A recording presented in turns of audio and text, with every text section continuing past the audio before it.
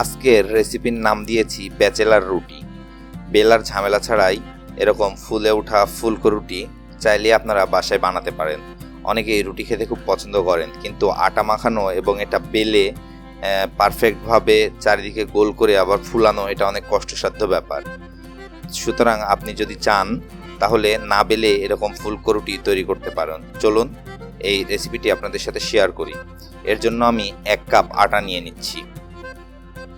1 cup আটাতেই মোটামুটি 5-6টা রুটি হয়ে যাবে। তারপর সামান্য একটু লবণ দিয়ে প্রথমে আমি 1 কাপ পরিমাণ পানি দিচ্ছি। তারপর এটা ভালো করে মিশিয়ে নিব এবং পানি আর কতটুকু লাগবে তা পরে আস্তে আস্তে যুক্ত করব। তো এই ডোটি অনেক পাতলা হয়, সুতরাং আপনারা অল্প অল্প করে পানি দিবেন এবং ভালোভাবে নাড়তে থাকবেন।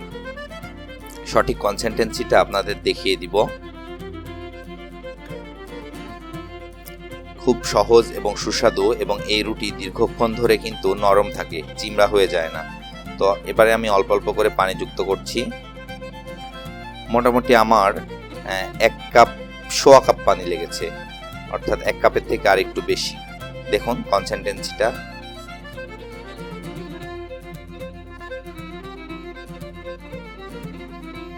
তো এভাবে আমি আটাটা গুলে রেখে দিলাম। এবার একটা ফ্রাই প্যান নিয়েছি। ফ্রাই প্যানে এই ধরনের রুটি ভালো হয়। এটা কিন্তু মাটির ইয়েতে হবে না, মাটির তাওয়াতে হবে না, আপনাদের এরকম ফ্রাই প্যান বা কড়াই প্রয়োজন। তো তেল ব্রাশ করে নিয়ে আমি দিয়ে নিচ্ছি।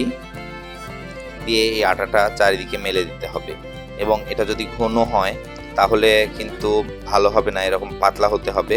তো এই বিষয়গুলো খেয়াল রেখে করলেই পারফেক্ট রুটি হয়ে যাবে। দেখুন ফুলতে শুরু করেছে অটোমেটিকলি।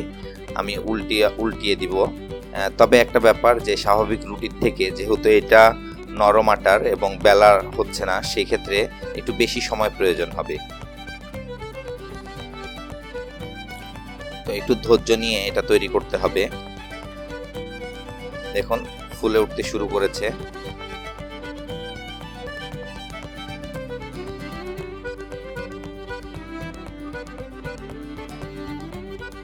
ফার্স্ট টাইম বানাতে যে আপনি নিজে অবাক হয়ে যাবেন যে এই ধরনের রুটি এত সুন্দর ফুলে। এটা আসলে চমৎকার একটি ব্যাপার। এই যে দেখুন কি সুন্দর করে ফুলে উঠছে।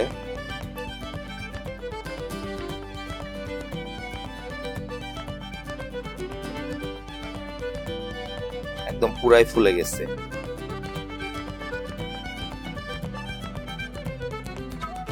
এবং এটা পুড়বে না, এপার ওপার উল্টিয়ে আপনি ভালো করে ভেজে নিতে পারেন। গরম গরম এটা খেতে খুবই টেস্ট। ডিম ভাজি, আলু ভাজি বা যে কোনো মিষ্টি জাতীয় খাবারের সাথে খেতে পারবেন। একদম সম্পূর্ণ ফুলে গেছে।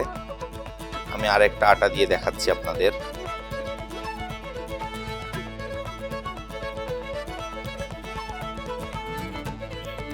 একটু সময় লাগে এটি করতে। এই যা সময় লাগে বলতে আটা মাখাতে সময় লাগবে না, জাস্ট এমনি স্বাভাবিক হয়তো বা 2 মিনিটে হয় স্বাভাবিক রুটি, আর এটা 4 মিনিট লাগবে এই যা। আর টেম্পারেচার কিন্তু একদম মিডিয়ামে রাখতে হবে। টেম্পারেচার যদি বেশি হয়ে যায় তাহলে এই যে এরকম ফুটা ফুটা হয়ে যাবে। এবার একটু তাপ বেশি হয়ে গেছে, তো যার জন্য একটু টেম্পারেচার কমাই দিবেন। আর তেল, খুব বেশি তেল দিলে পরোটা টাইপ হয়ে যাবে, সুতরাং তেলও খুব কম করে দেওয়ার ট্রাই করবেন। আর একবার তেল দিলে 2-3টা রুটি তৈরি হয়ে যাবে। যারা আমাদের চ্যানেলের নতুন ভিউয়ার্স, বরাবরের মতো রিকোয়েস্ট করছি আমাদের চ্যানেলটি সাবস্ক্রাইব করবেন আর লাইক কমেন্ট করে আমাদের পাশেই থাকবেন।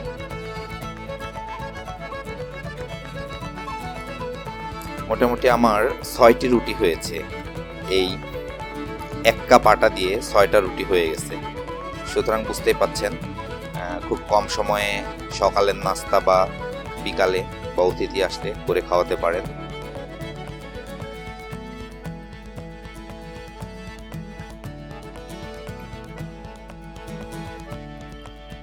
একটি রুটি আমি ছিঁড়ে দেখাচ্ছি। দেখুন ভিতরটা কত সুন্দর হয়ে ছিঁড়ে যাচ্ছে, গরম অনেক। তো ভালো থাকবেন সবাই। আসসালামু আলাইকুম ওয়া রাহমাতুল্লাহ।